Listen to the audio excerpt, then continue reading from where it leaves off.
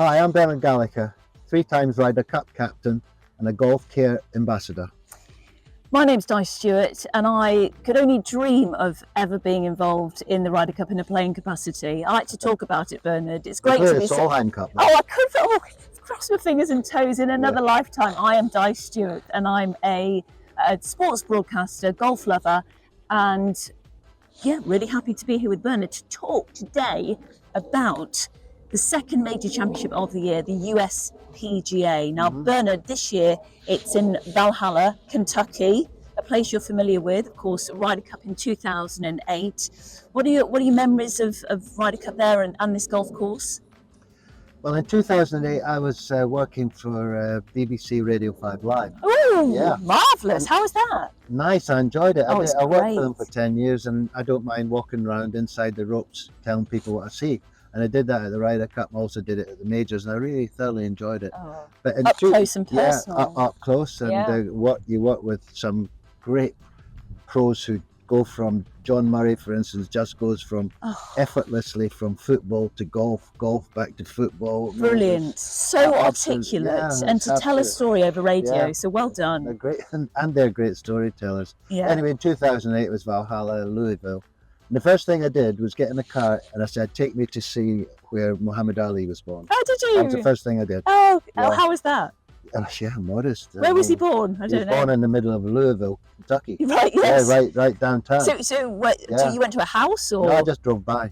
Okay. Yeah, I just drove by it. Drove by a There's what? a lot of people doing that. Okay. Is driving there a by. plaque or something? Well, the house is still his. The house? Yeah, The house. The house where he Okay. was born, it was still got it. It's Wow. like a shrine. You took a museum. photo? Yeah. No, I should have. It's a good idea. No. It's okay. This is the Memories. first time I've told someone I did that down there. Wow, that's Because, amazing. You're a big Muhammad Ali fan. Yeah, absolutely. I think every sports fan is a big fan of Muhammad Ali. And so the Ryder Cup was secondary that week Okay. to the first thing I wanted to do. But it was Nick Faldo was the captain of our side, the European side, and Paul Azinger was the captain. It's a Jack Nicklaus golf course, Valhalla. It's a long course, 7,500 yards, but it's a par 70. 2 of the par 5s have been made into par 4s for that week, and the same during the USPGA. His signature hole is the 13th hole. It's 344 yards to an island green. Yeah. And so there's a bit of tease about it because they could move the tee forward and try and tease the players into maybe going for the drive. But it's such an island green. But if they do that, if they move the tee forward and make it just over 300 yards, someone will try and have a go at it. Oh, it's what we want to see, isn't it? That's what we want to see. And it's what we wanted to see during the Ryder Cup, actually. And we all thought Paul Azinger would do that. We thought he would move the tee forward. But in the end, he didn't. Yeah. And he played it, and it was like a hybrid off the tee and a wedge on the green, just straightforward. And that's what might happen this year. But I have a sneaking feeling they might move it forward, which should be good for the cameras, good for the spectators, Oh, good it's for fun, everybody. isn't it? And a We bit like fun, it, don't we? I Like think CPC Sawgrass. We like. will only, well, exactly. But I think people will only go for it. They're out of contention. Okay, who's going to be in contention this year? We've got Brooks Koepka, the defending champion, who won his 5th major last summer. That was a massive win, considering he'd moved over to live and came back and played. Well, the majors are almost a competition between the live players and the PGA Tour. I mean, the live players have 26 major champions, 26 majors on there, and then you've got the PGA Tour, who don't have as many as that. Well, you've got Tiger. Would you take Tiger out of it? It's 15 majors he's got, and it's close. But So are you thinking a live player is going to be taking the USPGA title this year? well, they did last year at Oak Hill. They didn't think they played enough tournaments leading up into the majors to be competitive. But Brooks Koepka proved that wrong, and it was a tough course, Oak Hill. He's a prolific major winner. He's going under the radar, Brooks Koepka. We all talk about Scheffler, we all talk about Rory, and in the meantime, Koepka's won more majors than any of them in the recent years. Won 5 majors, and he's already won. I think he's already won 3 PGAs. He's won 3 PGAs. And he won 2 US Opens, so this would be his 4th. And he loves New York, 3 of those majors in New York. Well, he loves the way the courses for the USPGA are set up. Yeah, okay. Because they're set up in length and a premium on driving, and that's his forte. Yeah. He's such a wonderful striker off the tee. So is Rory, of course, but he can hold a putt under pressure as well. And but you know, it'll be fascinating to see how they do in majors, because I mean, obviously Yeah. they're playing on the Live Tour, but we tend to concentrate our viewing on the PGA Tour, don't we, Yeah, we and do. on the major championships. So I mean, I expect them to be as feisty as ever, and really, you know, they've got those 4 majors in their mind. They're building their lives around them now, and they'll be ready to get out there and also prove a point to say Yeah, it's we're a not great going story, anywhere. isn't it? Yeah. I mean, it's a great story for everyone. It's Live against the PGA Tour. So it's a great Do you story. ever see it being Live and the PGA Tour? Well, I hope it would be one day, but for the majors, the majors basically, because the majors should have the best field, shouldn't they? I can see why the PGA Tour, for instance, don't have Live playing, because a lot of them resigned for a start, and they're not playing on it, and a lot of them are not welcome on the PGA Tour. But the majors should have the best fields, irrespective of whether you play on the Live or whether you play on the PGA Tour, whether you play on any other tour. That it's not really a major unless you have the best fields.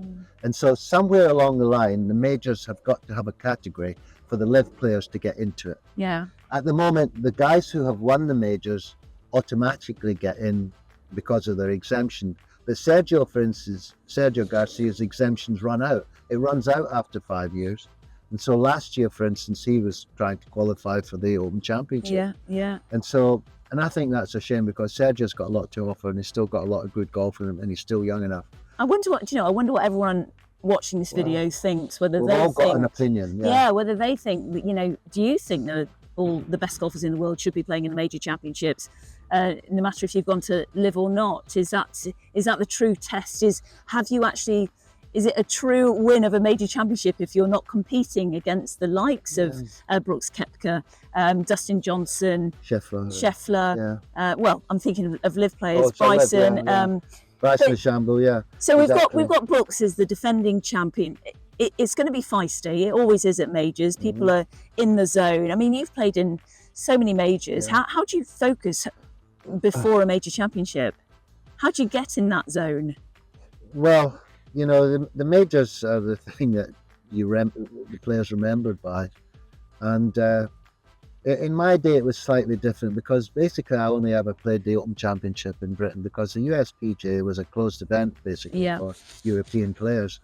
It's a proper major now, but in my day, it wasn't a proper major, because 40% of the field were made up by club pros.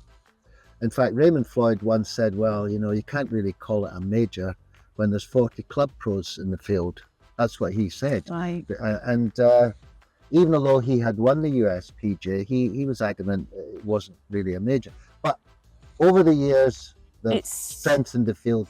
And now it's got the same field as a US Open field. Yeah. It's got the same field as an Open Championship. It's not got the same field as a Masters, because that's still invitational and a small field.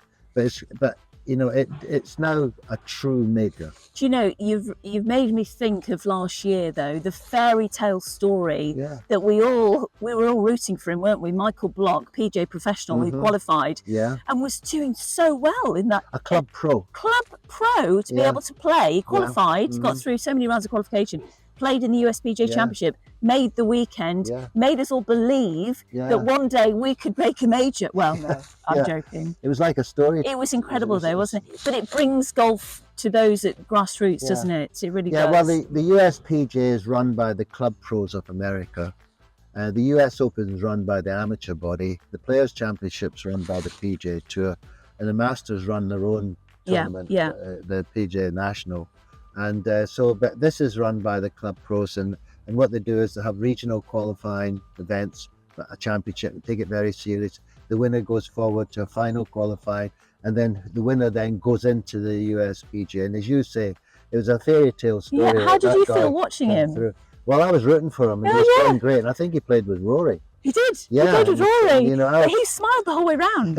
He was just beaming, but his golf was also brilliant. He did miss the cut the following week. Yes, but, you know, the pressure's but going to get It was a dream, and then a couple of days later, he was back teaching at his club in Los Angeles. I think he increased his prices quite a lot, didn't he? Yeah, it went from $50 to $55 for half an I hour. think it was about 1,000. Was it? Yeah, Yeah, something okay. like that. I don't know. Yeah, it was a great story. It was brilliant. But going back to the USPGA, this golf course, Valhalla, Yeah. Rory McIlroy. Tell us about Rory Well, and it's good to Valhalla. see the big hitters again, the big straight hitters, because Jack Nicklaus gives you a bit of room off the tee, and it's such a long course. It's a strict par 70. Last time when Rory won because he was a long hitter. I mean, Rory in 2014, I remember it well. He was behind Phil Mickelson and somebody else, and then he eagled the 10th hole. It's 560 yards or 600 yards, 10th hole. Got him back into contention, played well, 1-stroke lead, and it was now dark playing the last. Yeah. But Rory was determined not to come back the next day. He hit his ball in this as it was starting to get quite dark. By the time he got to his ball, it was pretty dark. They put the lights on in the clubhouse, and a few cars shone their lights. And he said, "I'm playing on." So he drove up there, hit it in the bunker on the green, 2 putts, and he won that was his last major he's won. Yeah. And it's quite, you can't believe it for a 10 guy years. who's in contention every week, whether it's a major or whether it's in a normal tournament. That he's there every week. He's the world's #2 player, and so that might be the tournament for Rory. Yeah. Oh, fingers. I've got some fun memories of going to previous USPGAs. I remember going to a cheese factory in Wisconsin for the 2011 USPGA. Martin Keimer won. Do you remember? Overcame Bubba Watson. He beat DJ in the playoff. He beat DJ in the playoff, and Bubba had that penalty, didn't he? My memory. I was there. I should remember. It was DJ Johnson. DJ. Oh, no, it was DJ. Had the penalty. Thank you. He hit it on the right hand side at the last hole. Yes, Scrubland. Do you He remember? put it into this land, and they had decided. I'm glad you know the story. I was They there. had decided that all little indentations with sand in it was deemed a bunker. Yes. It didn't look like a bunker. He was going through with spectators to get to his ball, and they said, "There it is at the last down the right." It didn't look like, it just looked like a wasteland. It did, But yeah. he grounded his club. He did. And he got a penalty. Of course, in fact, it cost him getting in the playoff. Yeah. And we've told this story so well, haven't we? Yes, it did. It cost him. Eventually, Martin Keimer was in the playoff with Bubba Watson, and he won that. He did. He won the playoff. And I said, "Sehr gut gespielt" afterwards, really? because Well I done. speak a little bit of German, Oh, so right, very well done, played, I said. Which he wasn't bothered by because he just won a major. But Did the he not cheese say factory, that was nice? he did say, he said, "Dankeschön." I wanted to tell you about the cheese factory. Yeah. It was the smelliest place I have ever been to. Wow. And I literally smelt cheese on my clothes for a week afterwards. Yeah. But it was great cheese. They sort of Okay. ferment it for years. I digress massively. Back to Valhalla, which is hosting the 4th USPGA 2024. Who are you going for, Bernard? Well, it's difficult to defend a major, so Bruce Koepka, not sure. Okay. Defending champion. One of the live players could be Bryce DeChambeau, is long and straight. But, we don't really know a lot of what the live players are up to because we don't see them play. We don't see them on television and sort of out contact. But Patrick Cantlay one day will win a major. Okay. And I like it. And he's a feisty player. Like that. We had that fight with him on the last green with Rory and Matthew Fitzpatrick. Well, not him so much. It was more Joe LaCava, his caddy, wasn't it? Oh, Joe, And, yes. He had hold Oh. his putt in the last. I mean, it was a terrific putt he held, whether we like it or not, because it was a hostile environment for him. Yeah, it was at the Ryder. Yeah, it was all square against Rory and Matthew Fitzpatrick playing the last, and they hold that, goes first for this long putt and holds it. I mean, yeah, I was watching from the first grandstand, Were you? overlooking the Yeah. 18th, and it was like an amphitheatre, and it was like yeah. a lion's den. Oh my goodness, A lion's the den, yeah, crowd, that's exactly. It just went against him completely. It was brilliant to watch it from this bird's eye view. Patrick Cantlay, so you're going for So him, if you're asking me and- to pick one person, let's go for Patrick Cantlay. Okay. Because he will definitely win a major one day. He's won big tournaments. He's a great putter. He's a straight hitter. He's not as long as some of the big hitters like Koepka or Rory or Scheffler. But, he's long enough. Yeah, great stuff. That's your top tip. Yeah. That's our summary for the USPGA, the second major of the year.